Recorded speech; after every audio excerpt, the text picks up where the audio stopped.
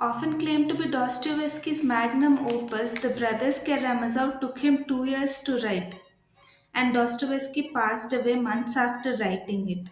It is his most voluminous work, almost twice the size of Crime and Punishment. It is a philosophical novel and critiques utopian egalitarianism. This is considered one of the greatest Russian novels of all time. This video is a summary and analysis of the brothers Karamazov. The story is of the Karamazov family whose patriarch is killed and one of the sons has murdered him. The Karamazovs are dysfunctional. The father, Fyodor Karamazov, has three kids from two marriages, apart from a fourth illegitimate son.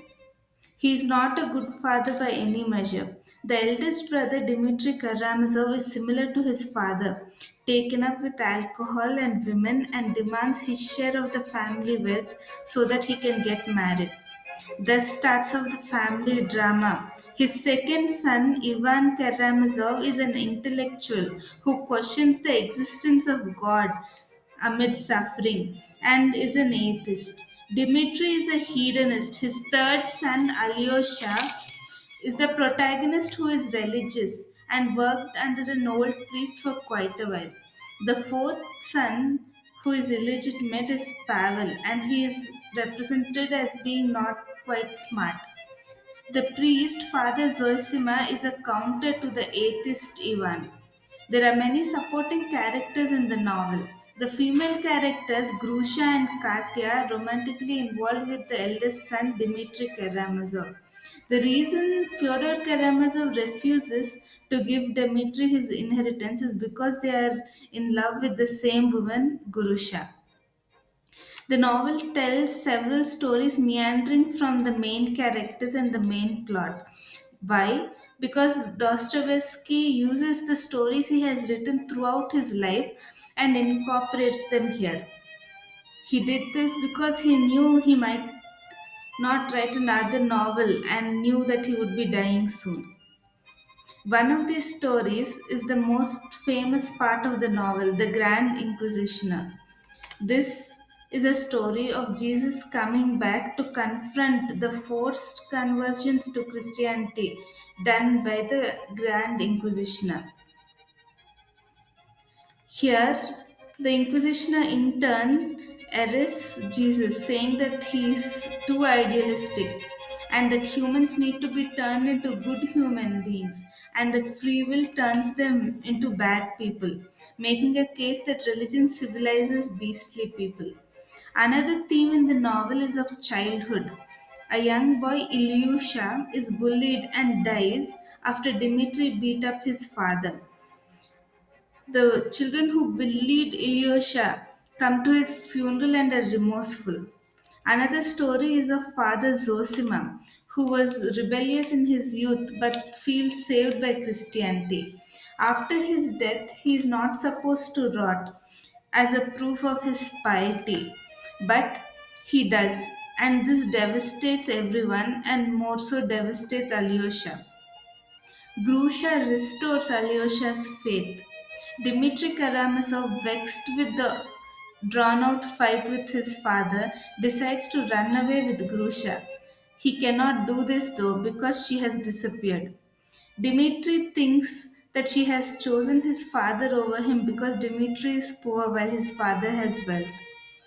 Dmitri goes with a pestle to attack his father. The story suddenly stops here and shifts to a servant trying to stop Dmitri from leaving his father's house. The police are called, and Fyodor Karamazov, the father, is found dead. Money is missing, and suspiciously, Dmitri has a stack of money with him, which he claims to be his fiancee's. Moreover, he has a pestle as a possible weapon.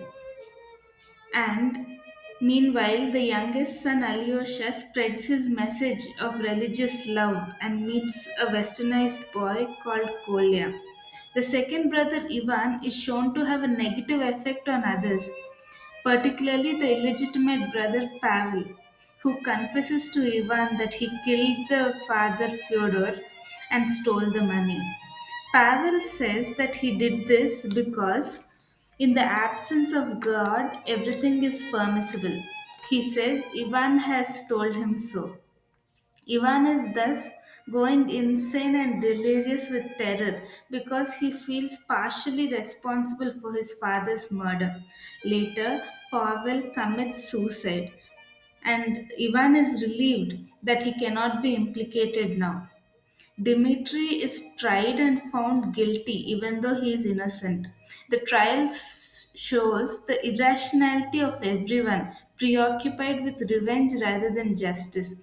The justice system too has failed because it sentenced an innocent Dmitri to 20 years of hard labor in the cold Siberia.